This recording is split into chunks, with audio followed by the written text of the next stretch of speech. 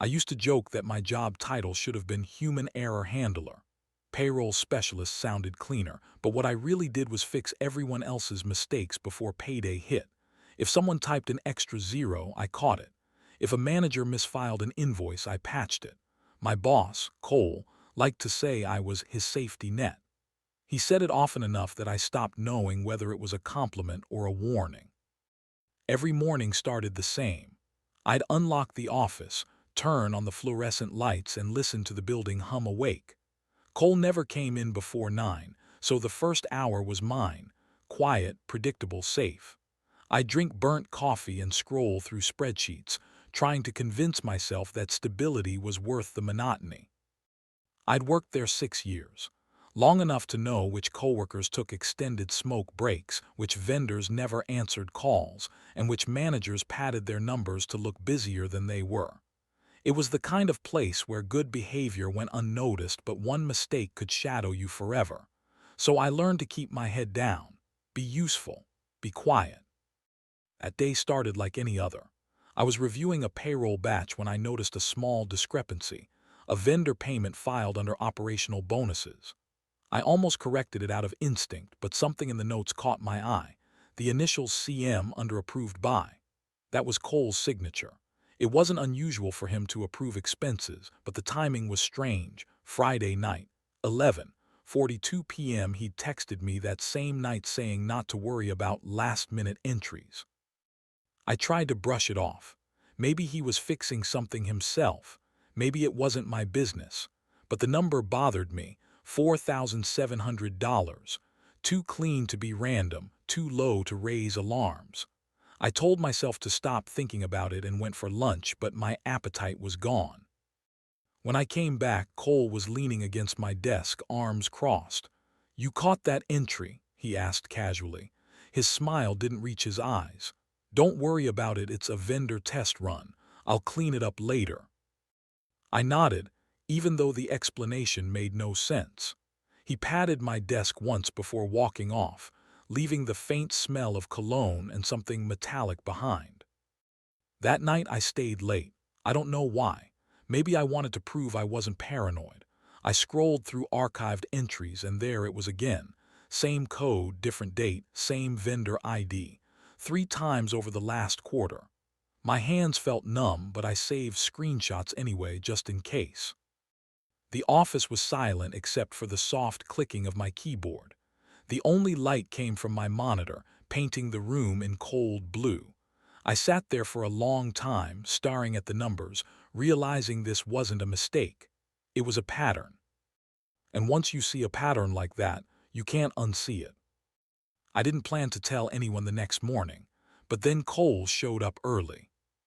Cole never came in before 9. That was one of those small, predictable comforts that made the mornings tolerable. But that day, he walked in at 8:07, tie slightly crooked, coffee in hand, and a smile that looked rehearsed. I froze mid-keystroke. "Morning," he said, voice light. "You're early. Guess we're both overachievers." I forced a laugh that came out too dry. He hovered by my desk, watching my monitor like he was waiting for something. My throat tightened. I minimized the spreadsheet out of reflex. "About that test vendor from last week," he started, tapping my desk with one finger. "All handled. I deleted it myself. You can drop it from your audit log."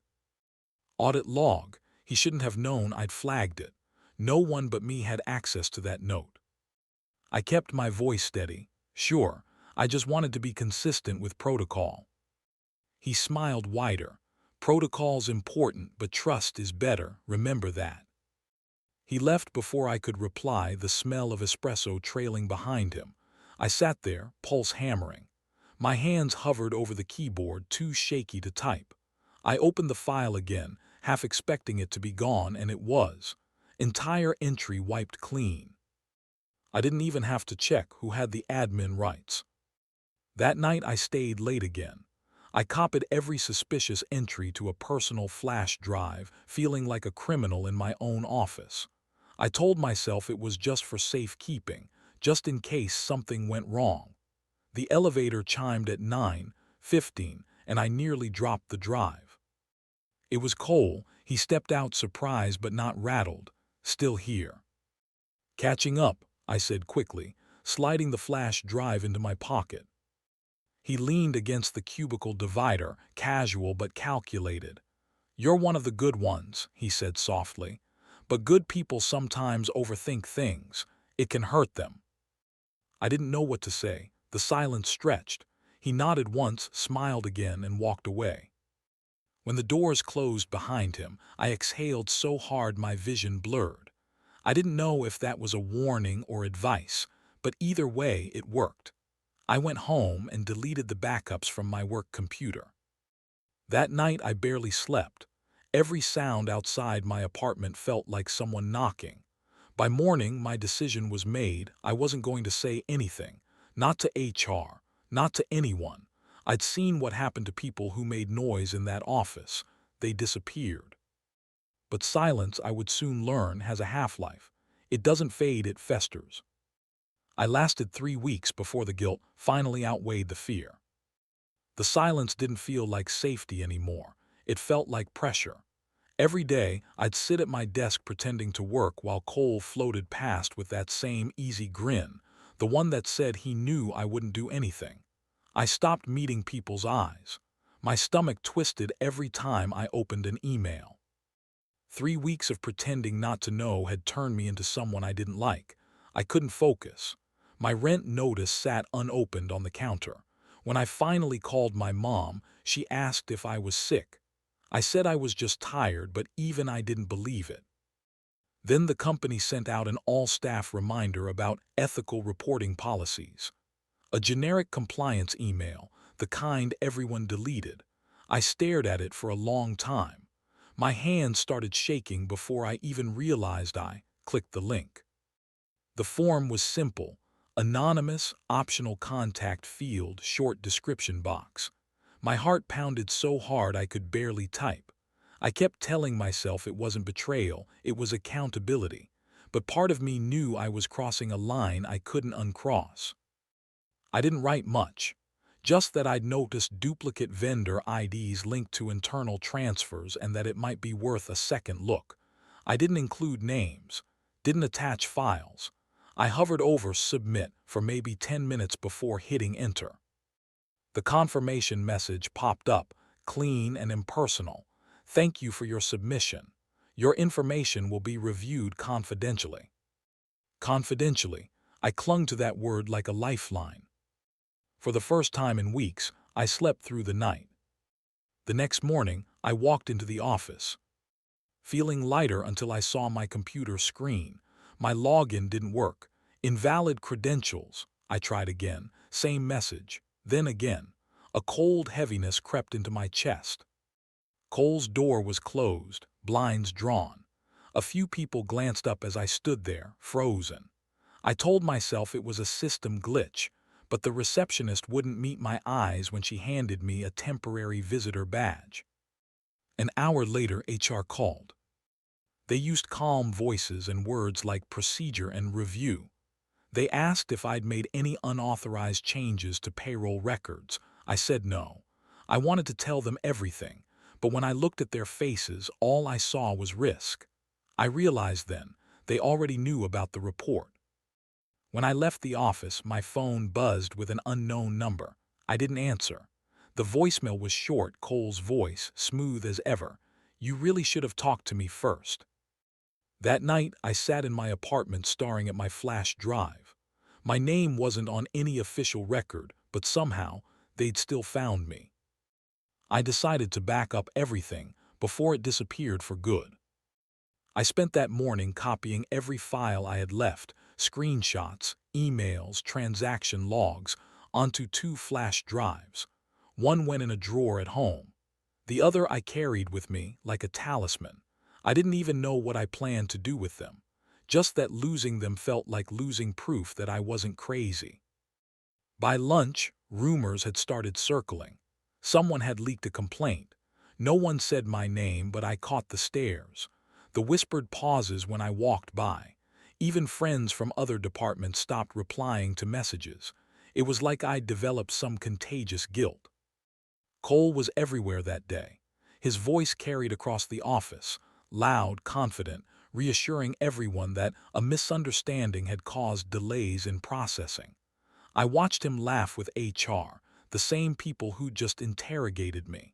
It was surreal, like watching the man who robbed your house win a community service award. At 3 p.m., my supervisor called me in. Her voice trembled when she told me I'd be temporarily suspended pending review. I asked what that meant. She said it wasn't disciplinary, just standard procedure. Her eyes flicked to the door like she couldn't wait for me to leave. I cleared my desk in silence. No one said goodbye. Even the office printer seemed to pause as I walked past.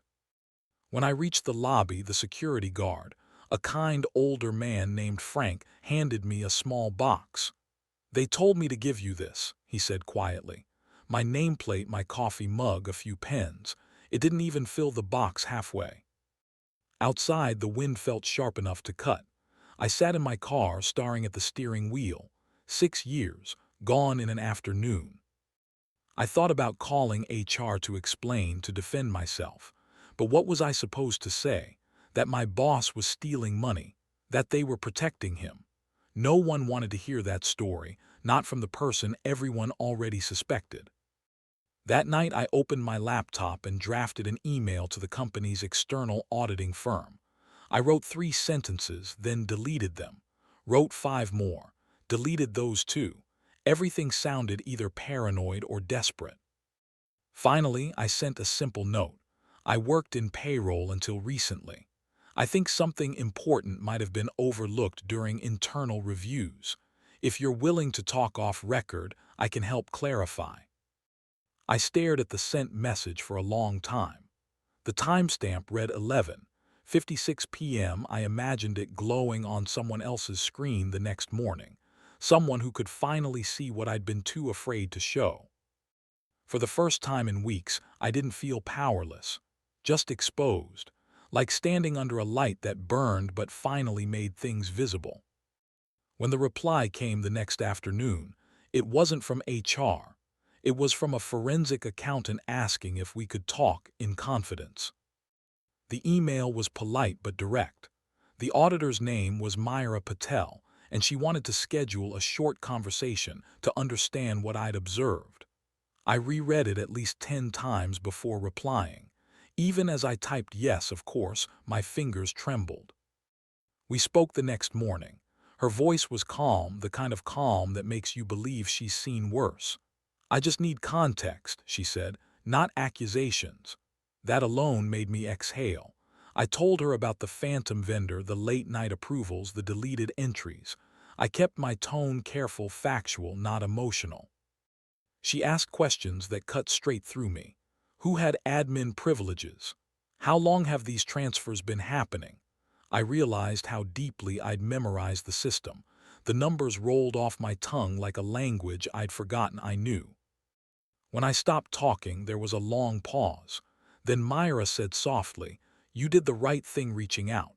This matches data gaps we've been reviewing." I didn't know whether to feel vindicated or terrified. Someone else had noticed.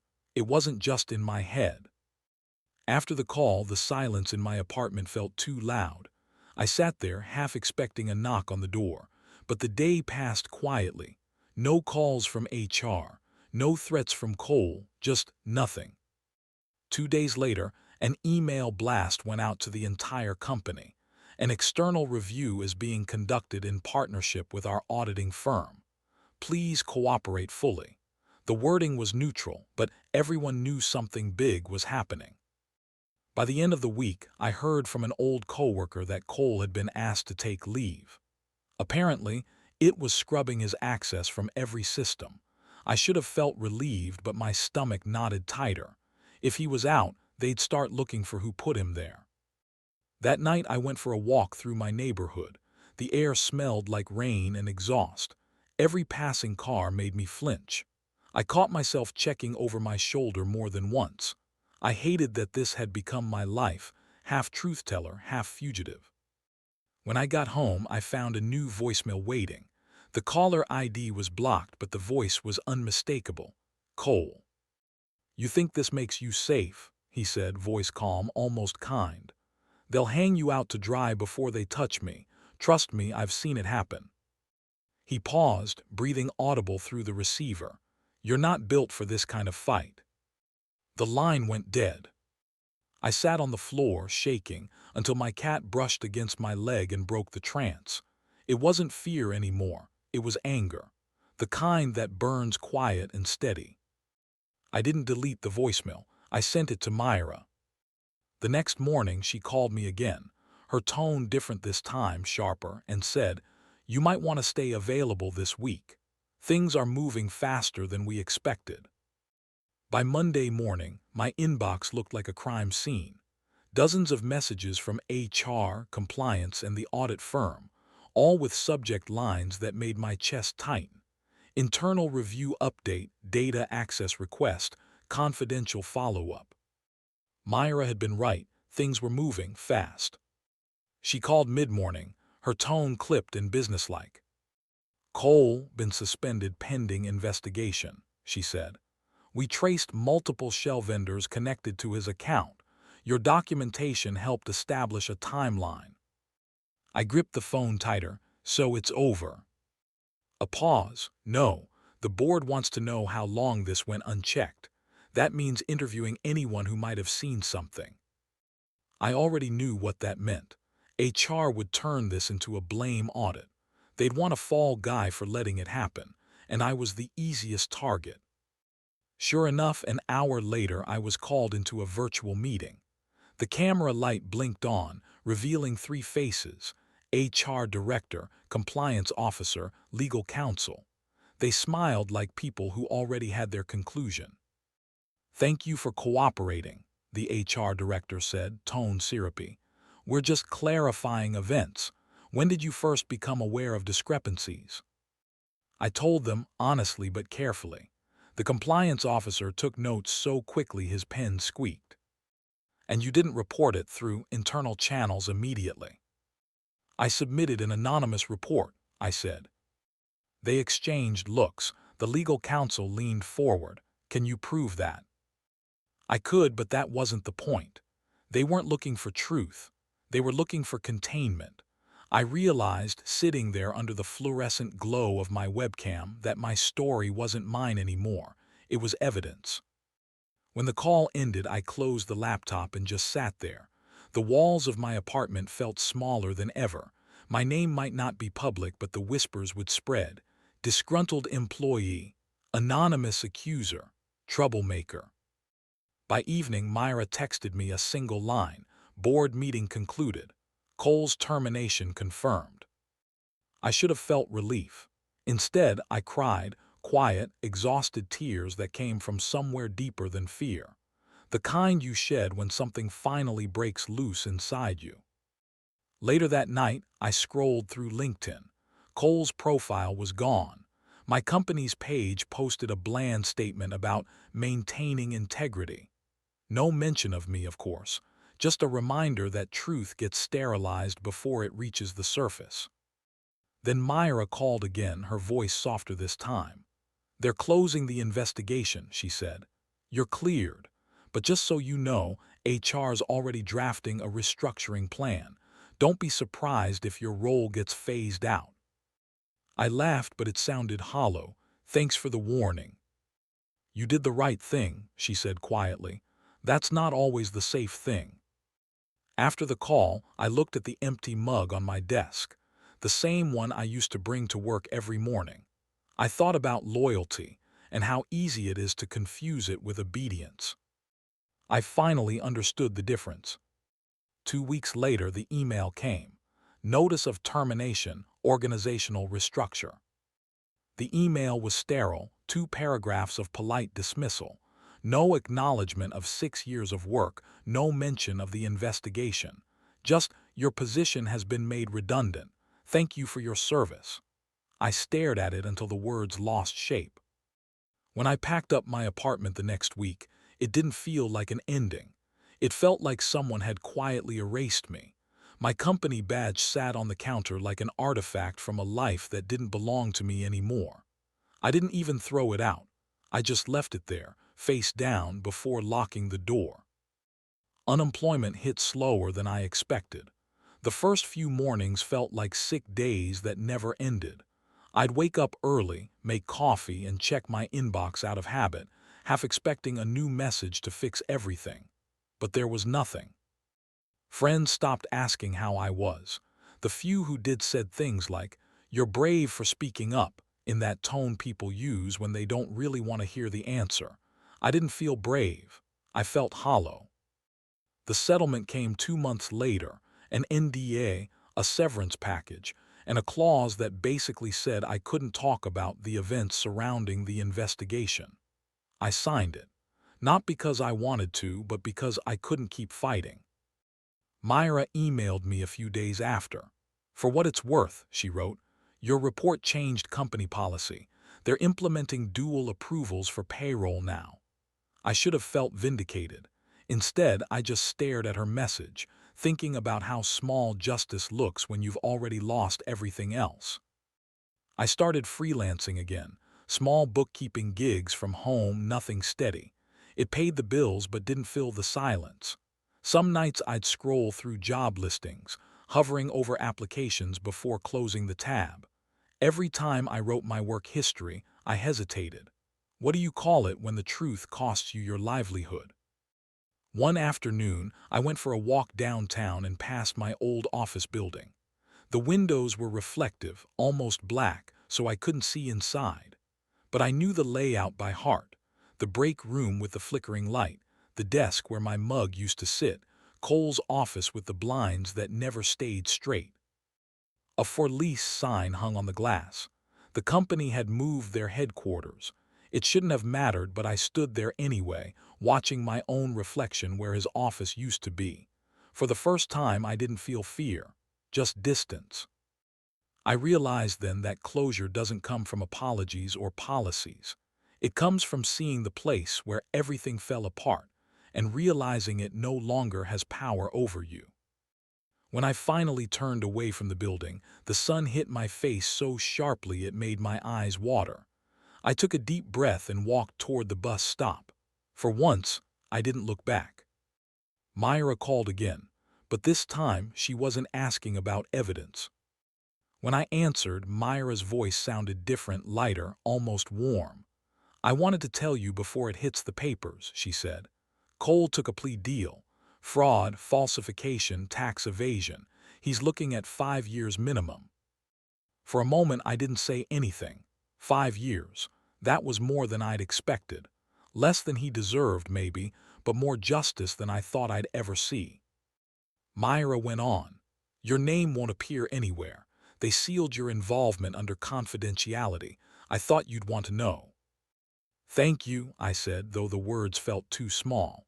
We talked a few minutes more, mostly about logistics, the loose ends she was tying up. Before hanging up, she added quietly, "I hope you start sleeping better." After the call, I sat in silence for a long time. The air in my apartment felt still, like the pause after a storm when you don't quite trust the calm yet. I looked around at the stacks of boxes I still hadn't unpacked from my move, little reminders of a life I'd kept on hold. That night I made tea and stepped out onto my balcony. The city lights shimmered in the distance, blinking faintly against the dark. I thought about all those months when I'd convinced myself keeping quiet would protect me, how small I'd made myself to stay safe, and how even now, safety didn't feel anything like peace. I don't think anyone ever prepares you for the aftermath of doing the right thing. You imagine vindication, but what you get is quiet, the kind that echoes. There's no applause, no grand closure. Just you alone, trying to stitch your life back together in smaller, steadier ways. Still, something inside me had shifted. I didn't feel heroic or tragic, just honest for once. The truth had wrecked my old life, but it also stripped it clean. I could finally see who I was without the noise, without the pretending. I started applying for new jobs the next week. Nothing glamorous, small accounting firms, remote contracts, nonprofits. I rewrote my resume twice before realizing I didn't need to hide what happened. I didn't name names, but I stopped erasing the story from my timeline. Because it was part of my life now. The year I learned that integrity doesn't save you, but it does set you free. As I closed my laptop, I caught my reflection in the window, tired, older, but not broken. The city lights flickered like small promises in the glass. For the first time in months, I felt something close to peace. Not the kind that comes from winning, but from surviving. From knowing I'd finally stopped running from what I saw. And when I went to bed that night, I slept straight through till morning.